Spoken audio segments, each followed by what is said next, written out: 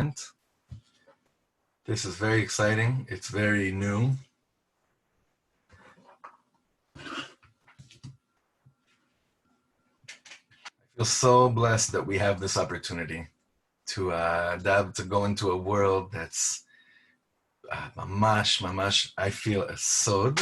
On the one hand, it's a sod, and on the other hand, it seems that when we get to the root of what this learning is going to be about, we're going to be able to understand our hitkashrut to Eretz Yisrael in a very special way. And it was dafka now that I decided to start to learn this. Obviously, learning about Eretz Yisrael, learning about Chevron, and learning about Rav Kook is always right. And it's always healthy. And it's always insightful. Always. But specifically now, in times where we're trying to hold on to the air, to the breath, to the kedusha of people that truly sanctified this land.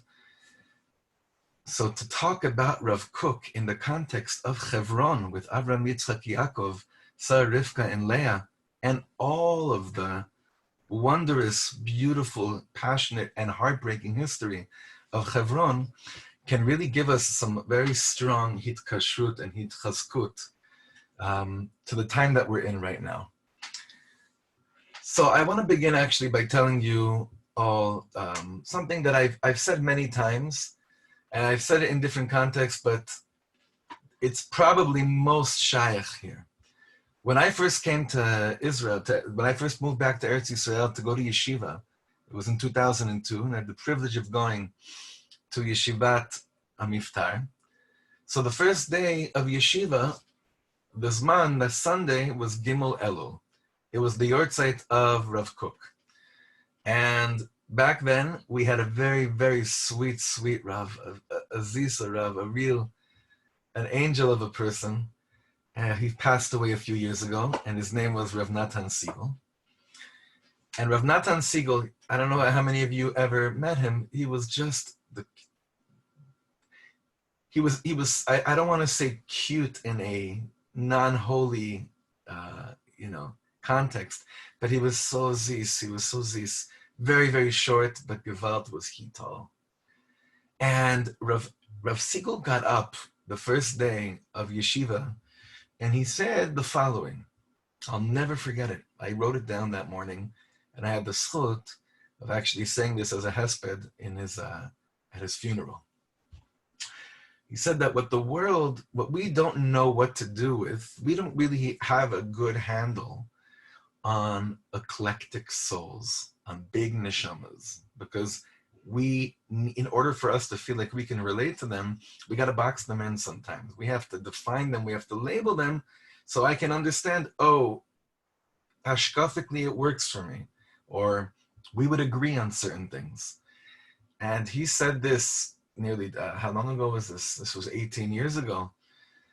And it's just more and more correct to anyone that's gone into the world of Rav Kook. You cannot label this eclectic neshama. Whoever says Rav Kook was the head of the Zionist movement has no idea what they're talking about. Whoever says that Rav Kook was a Hasidic Yid is also not accurate. Whoever says that Rav Kook was a Litvish Yid is also not accurate. Whoever says that Rav Kook was a zealot, well, he might be right, might be wrong. And it's very complicated because he's just bigger than all that. He's bigger than all of that. He is the quintessential eclectic soul that we as a people have a very, very, very hard time trying to figure out and understand. How do we deal with it? How do we relate to him? So when it comes to Eretz Yisrael, also, is Rav Kook seen as the one who is the greatest pusher of settlement dwelling? It's also not clear because it's not about that. Rav Kook is an neshama klalit that is much, much bigger than anything. He's bigger than any of the details that we get stuck in. I share quite often that unfortunately in the high school that I went to, I had the most schwach taste of Rav Kook that it took me years to get away from. Rav Kook is Eitz HaChaim. He's the tree of life. And if you're trying to give over Rav Kook on the level of Eitz Hadas, of tree of knowledge, you're just going to be working really hard trying to translate very challenging Hebrew, poetic Hebrew, but it coming out to be something so much less than the soul of what it is. And I'm telling you, it's been a while since we started something completely new shiur, and it's really trembling, but it's also it's just so exciting. It's so exciting. And like my dear Chaver Rabbi Yosef HaKohen says, the greatest universalist, Rav Kook, was pashut bigger. Whatever you get to, go one step up. Here in Efrat, our Chaver have had the privilege of learning in different seasons, different pieces of Rav Kook. Ma'amar Hador, Ma'amar HaPachad, Midot HaRe'aya. We spent a few years on Orot HaTshuva. And I want to go back to learning Rav Kook because I simply always feel healthier when I'm learning Rav Kook. I always feel nachon, I feel right. So I chose Dafka to learn, like we said in the beginning, to learn about Rav Kook and Chevron, because when I started to dabble into the incredible relationship between Rav Kook and the city of Chevron, it felt like it was putting a lot of different pieces together. And it also feels like, Rav Kook's name was Avraham Yitzchak, right? Rav Avraham Yitzchak HaKohen Kook. So it's not just learning about Rav Kook, it's learning about Avraham and Yitzchak and Yaakov, and like we said, and Sarah, and Rivka, and Leah, and Rachel, and Adam and Chava, and the whole history of the world of Rav Kook and Rabbanei Chevron. I'm also deeply inspired by a few of my closest friends and teachers who live and work for the city of Chevron.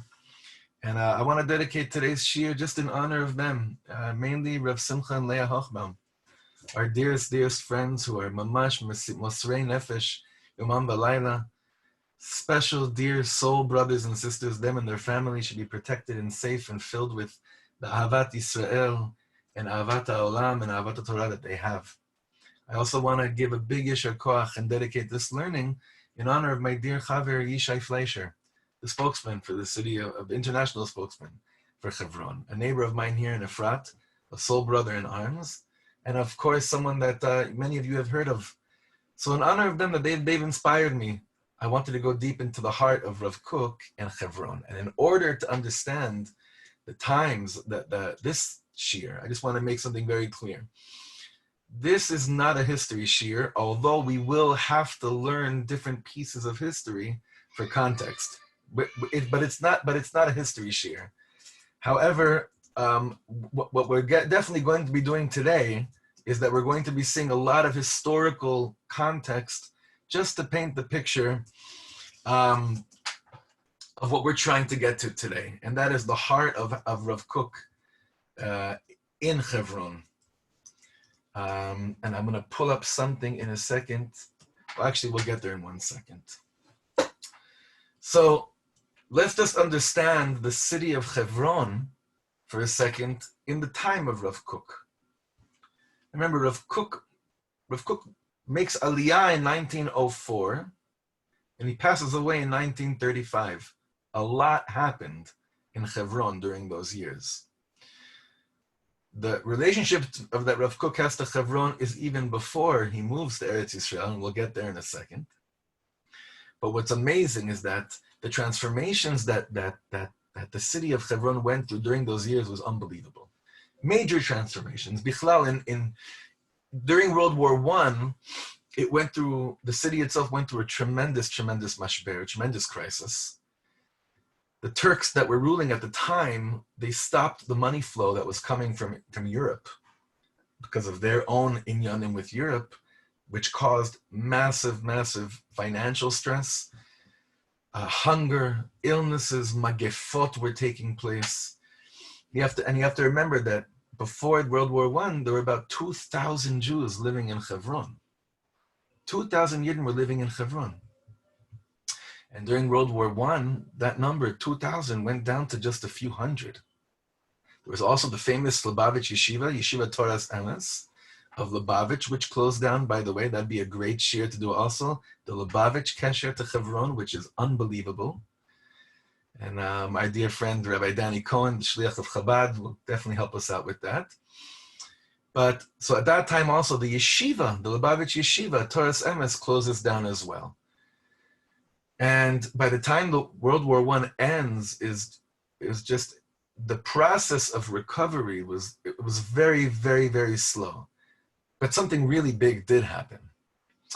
And that's that a key to the process of recovery of the city of Chevron was when the Slabotka Yeshiva moved from Lithuania to Chevron in 1925. Rav Kook had a lot to do with that, which we'll get to, not today, but Rav Kook had a lot to do with that Slabotka Yeshiva moving from Lithuania to Chevron.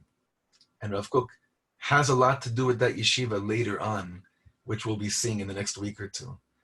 The yeshiva itself had 200 students, illustrious rabbanim, top talmidim. The Slabotka yeshiva was a top yeshiva. Mamish Baal Shem. That presence of the Slabotka yeshiva in Chevron was a tremendous rejuvenation for the city. That was 1925, but anyone that speaks about Chevron always knows that when you go 4 years later to 1929, Halev Pashut Nimchatz, the heart gets crushed. Praot Tarpat, the horrible massacre that took place in Chevron, 1929. I'm remembering right now something that I have an image of a person that I had the privilege of seeing almost every Rosh Chodesh during the years 1994, 1995, 96. Because almost every Rosh Chodesh began with my parents, and I later continued going with friends. I had the privilege of going to Chevron for Rosh Chodesh to daven. In Chevron for Rosh Chodesh, a bus, I was living in Ra'anana, and a bus led by a very special person, Ilan Hirschfeld, would leave Ra'anana every Rosh Chodesh. I don't know if they still do it. Maybe they do. They still do it, yes. And there was a person on the bus that would come with us sometimes that lived in Ra'anana. I don't believe he's in the world anymore. And his name was Mr. Slonim. And he, not Slonim, I forget, Shlomo, if you could type his name, he's from the Slonim family. If you could type his name into the chat, if any of you remember his name, his last name, I remember him in the bus with us. He was he was the baby survivor from the Praot Tarpat, and was such a privilege. It was such an amazing zchut being with him, going on these journeys to Chevron on Rosh Chodesh to daven there. It had a very big impact on my life. The whole time, every time I had the privilege of going there to Chevron, it was tremendous. It was by far, when I look back at childhood, I'm like realizing, wow, like I was a kid from Los Angeles, and then I got to go make Aliyah with my family at the age of 9, and then daven in Chevron on Rosh Chodesh. It was incredible. Well, 1929, when I started learning more about Chevron, and you got into the heart of 1929, like we said, Halev Pashut Nimchatz. It's excruciatingly painful. Where 67 Yidden are butchered, mamish butchered. And today, when you go into Beit Hadassah and you go to the museum downstairs, you see the very chilling exhibition they have there of the massacre that took place in 1929. 67 Yidden brutally butchered. Many of them were injured, and the rest were expelled. Now, only a small, again, I'm giving you the context of Chevron during the lifetime of Rav Kook. That's what we're doing right now. There's not a history shir on Chevron or Rav Kook. It's the context of Rav Kook in the time of Chevron in the time of Rav Kook. So, in 1931, there was another attempt. Yeah, I believe it was 1931. There was another attempt. A small part of the Kehillah came back to Chevron, spring of 1931. And by that time, there was already the Mimsad Tzioni. There was like a Zionist representation in Eretz Yisrael. and they were vehemently against those Yidden trying to come back in 1931. But nonetheless, they came back. They began rebuilding the Jewish community slowly. But in 1936, this is a year after Rav Kook passes away, there was another pra'ot. There was another massacre, and another gerush took place. And everyone knows that from 1936 till 1967, there was no Jewish presence in Hebron. Now, that was just for us to understand two important things. Rav Kook was very busy to help the yeshiva of Slobodka, like we said. Yeshiva's Chevron became Yeshiva's Chevron, right? The Chevron yeshiva. He was very, very influential in helping them in 1920, before Pra'ot Tarpat, and then whatever happened to the yeshiva after Pra'ot Tarpat, 1929. And Rav Kook also, and this is what makes it almost impossible to label Rav Kook, is that he came out completely against the Mimsad HaTzioni, all the Zionist organizations that were opposing the Jewish settlement in Hebron at the time. He had no problem. Now let's go for a second to Rav Kook himself. Rav Kook arrives in Yafo in 1904, and he settles there for 10 years, from 1904 to 1914.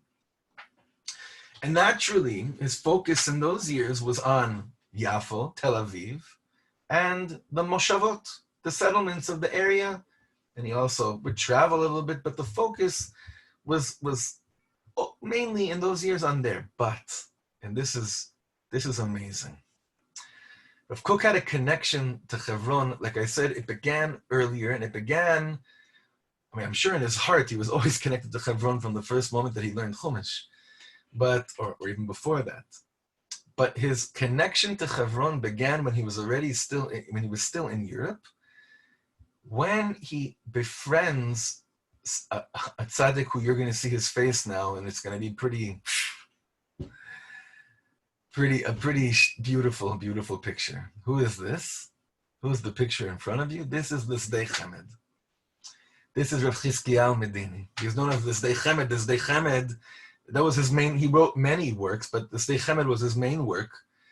And it was basically a Talmudic encyclopedia. And Rav Medini, the Sdei Chemed, was the Rav in Hebron. And Rav Kook was in touch with him prior to 1904, before he came to Eretz Yisrael. Obviously, as soon as Rav Kook makes Aliyah, this Rav Medini, he writes Rav Kook a gorgeous, beautiful, poetic, almost biblical Michtav Bracha, a blessing of welcoming him into Eretz Yisrael. But I actually want to show you a responsa between Rav Kook and Rav Medini regarding something that's to do with Hebron. Now, Rav Chizkiyahu Medini, it was a shaila. This is very interesting. It was a shaila regarding, and I have to say, I feel very conflicted about, personally, Ani Katan ve'Klumnik. I feel very, very torn. Lori, your Abba will probably enjoy this tshuva of Rav Kook. This is a very interesting thing.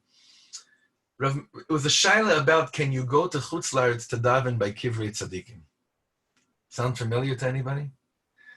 And this Sdei Chemed had his opinion, and he said that it's totally fine. It might even be a mitzvah to leave Eretz Yisrael for this. All right. So look at this. This is Rav Kook answering the Sdei Chemed. This is the Shailas and Shuvas Mishpat Kohen Siman Kuf Mem Zayin.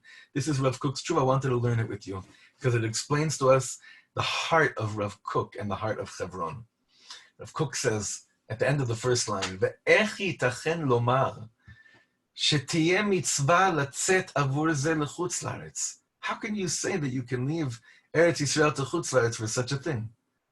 Ve'lama lo taspik ahavat avot ha'olam Yeshenei Hebron. How could you say that the love of the Avot Ha'olam, the Yeshenei Hebron, he's talking about Avram, Yitzchak, and Yaakov, how could you say that their presence isn't enough that you would need to go somewhere else to go daven. How could this be? How could you say such a thing?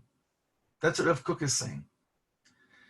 And then we saw another tshuva that I wanted to show you by the Gaon Rabbi Yamin Zilber regarding leaving for him to go and daven in Chutz La'aretz, where he says, "Ze elbon la'aretz u'la'avot b'kdoshim, hatanaim va'amoraim gdolei Yisrael, hatmonim kan, haya minag shayu ba'im la'aretz levaker, b'yichud me'aratzot asmuchim la'aretz, v'lo nasu le'eretz acheret levaker hatmonim sham." So, why am I bringing this up, and why am I basically completely attempting to demolish our whole trips to Ukraine and Poland thing that we have going for us? I'll just share with you how I feel about it. The reason why I wanted to bring this up, it's okay, we can go out of the text now. The reason why I wanted to bring this up was just to show that Rav Kook is thinking to himself, when he's still in Europe, I'm dreaming to come to Eretz Yisrael. And when I think of coming to Eretz Yisrael, what am I dreaming of?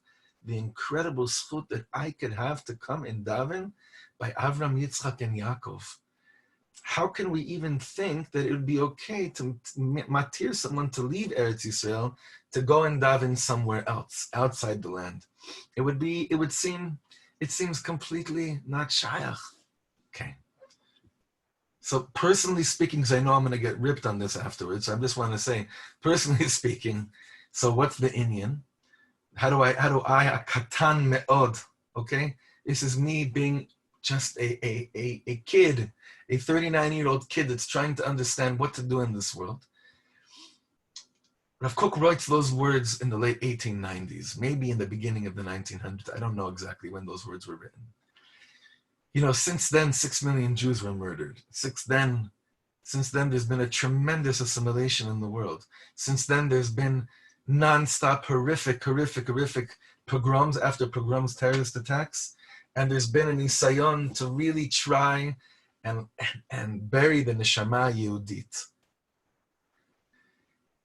And the world of the Baal Shem Tov and his tzaddikim has come down on us, on our era, and has played such a prominent role in our returning to our neshamas, that for many of us, we sense a tremendous zchut to connect deeper to Avram, Yitzchak, and Yaakov through the teachings of the tzaddikim that we go daven by in the Ukraine or in Poland. Trust me, I feel disgusting every single time any Ukrainian or Polak receives a Jewish dollar, a Jewish shekel. It's sick to the core. It's mag'il mibifnim. But that's not the inyan. If I can tell my daughter about what it felt like to daven in the place of the Baal Shem Tov, and her to want to have more of a kiyum, hitkashrut to these tzaddikim, that's how I feel personally. But again, Rav Kook is speaking as someone sitting in the Gola, dreaming of coming to Eretz Yisrael and having the zchut to daven by Kivrei Avot. We can understand this. His passion and longing for Chevron, Dafka, already plays a role back then. That was his relation. That was the beginning of his relationship with this Dei Chemed. To get out of that whole shaila, I want to go now to World War I. During World War I, everyone knows that Rav Kook got stuck in Europe. He was in Switzerland then. At the time he was in Switzerland. He was in I think it was a general council meeting of, I forget right now, the Aguda. I don't know what it was exactly. And we all know he's stuck in Switzerland, and so much Ashgacha Pratis goes into there. Obviously, him meeting someone who became one of his greatest Talmidim from that Kufa, and a lot of other stories. But at the time, he received a bakasha to come and serve as the Rav in London. In Kehillat, they were called Machzikei Hadas. Kehillat's Machzikei Hadas. He gets called to go to London. And that's also, when he goes to London during World War I, he begins to form a whole nother shir that we'll talk about, the Degel Yerushalayim movement, One of the Rabbeim in Yeshivat Ramat Gan just wrote a whole book about this. Rav Kook had a whole movement, a holy Zionist movement in mind, called Degel Yerushalayim, which hopefully we'll get to as well. Those are the years 1914 to 1918. And something very, very, very interesting happens, though, after the war. So World War I is over, and Rav Kook is beginning to think about, he's beginning to prepare to come back home. And something happens in Chevron, which actually shapes the future of Rav Kook. Something very interesting happens. So at the time, there was a group of Roshei Yeshiva, Hasidic Rabbanim, Roshei Kollel, and they all got together, and really under the push and the inspiration of Rav Yaakov Moshe Charlap, one of Rav Kook's Talmidim, they decide that they think it's right to offer the position of Chief Rav of Yerushalayim to Rav Kook. Now, since Rav Kook's father-in-law, the Ta'omim, Rav Eliyahu Dov Rabinowitz, had passed away earlier, that position was open. There was no Chief Rav of Yerushalayim. And they started getting together, discussing it, thinking it would be the best idea for them, for Rav Kook, to become the Chief Rav of Yerushalayim. But of course, what ends up happening?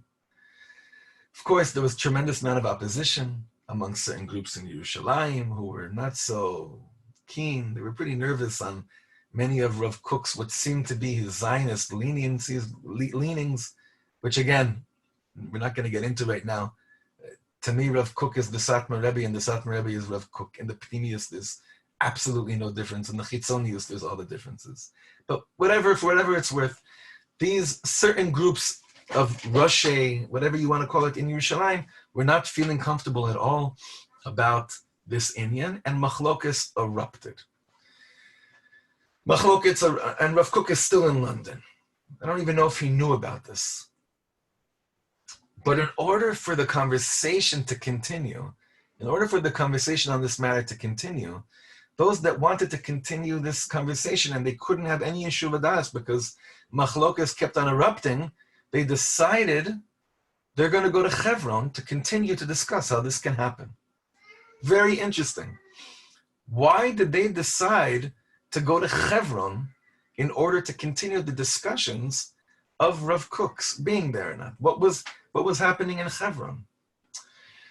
So I want to show you something very, very interesting in the next text that you'll see in front of you. There was a big tzaddik. His name was Rav Eliyahu Mordechai Eisenstein, and he was the mazkir, he was the secretary of Rav Shmuel Salanter. Now, who was Rav Shmuel Salanter? Rav Shmuel Salanter was the Rav of Yerushalayim for 72 years. Rav Shmuel Salanter, he knew he knew the heart of Yerushalayim. He knew what Yerushalayim was all about. And there was an eitzah that he gave years before then. And look at this. Rav Shmuel Salanter says like this: Mekubalenu, it's known, it's brought down to us. Shehasatan mishtadel bechol kochotav leharbot machlokot b'Yerushalayim. So what does Satan do? The other side, it does whatever it can to cause tremendous machlokas in Yerushalayim. And we see that till today, my dearest brothers and sisters. Yerushalayim is the heart of the world. It's also the heart of machloket on the outside, kamuvan. So Rav Salanter says, we know this. And then he says, therefore, it's for this reason, v'lachen tuknat tefillah miyuchedet leman shlom Yerushalayim. That's why there's a special tefillah that we say all the time, just for the peace of Yerushalayim. Haporeh sukat shalom aleinu ve'al kol hamo Yisrael ve'al Yerushalayim. That there should be a sukkah of peace hovering over all of us, over Am Yisrael ve'al Yerushalayim. That's how we say on Friday night, right? So what's the takana? What do you do about this? He said years before, Rav Shmuel Salanter said years before, Tzeu miYerushalayim leChevron. Leave Yerushalayim and go to Chevron. B'sham b'schut Yeshenei Chevron, and in the merit of Yeshenei Chevron, of Avraham, Yitzchak, Yaakov, Sarah, Rivka, and Leah, tisku lehagia l'shalom. You'll be able to reach peace in what you're discussing and what you're trying to come to dafka to go to Chevron. There was another Yid. We have edus from him too. He was someone that was also close to Rav Shmuel Salanter, of Gedalia Menachem brother. And he also, look what he says. he kind of took the credit, but it's interesting what he says. He says, "B'fem maleh ochal le'agid yashar shemimeni yatsa kol ha'inyan hazeh lehani'a ofanim asher be'ir HaKodesh."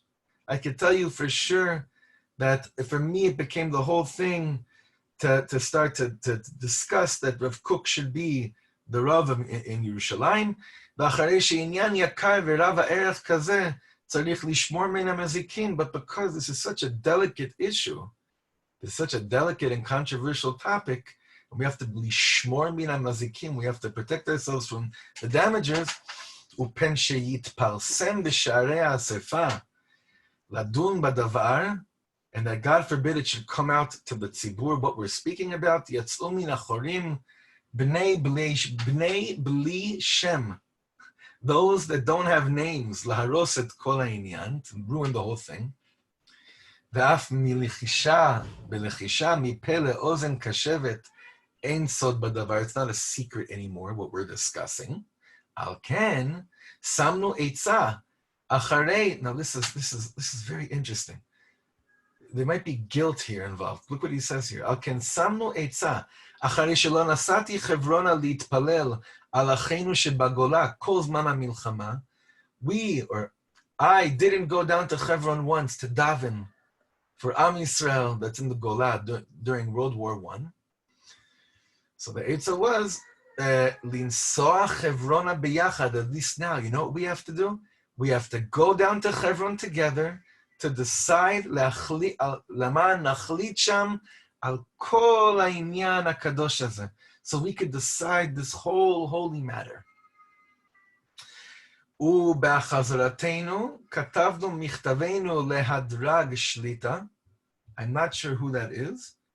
Ba'achar shenidvada ba'ir shamanu shekulam onim pe echad mekudash mekudash.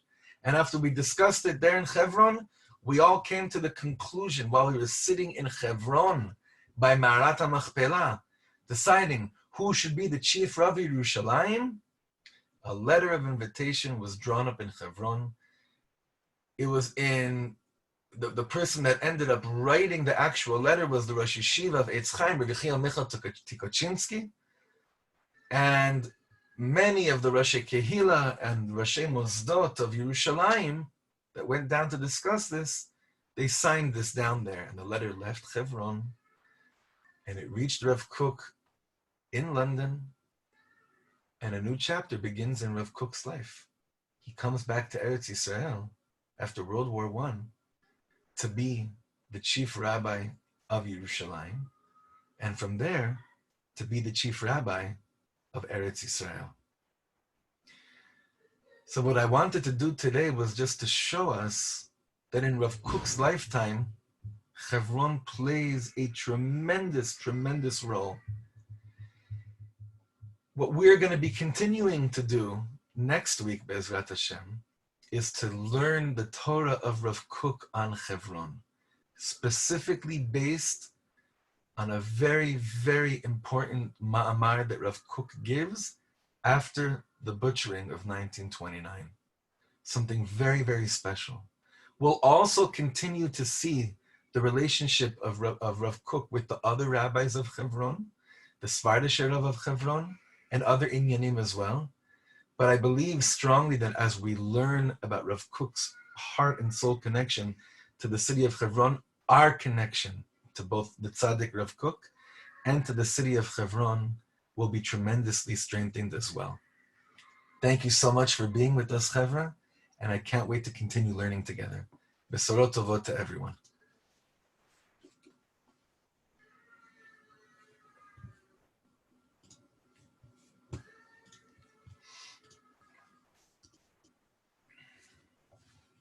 Da-dee-da, da-dee-dum, da-dee-dum,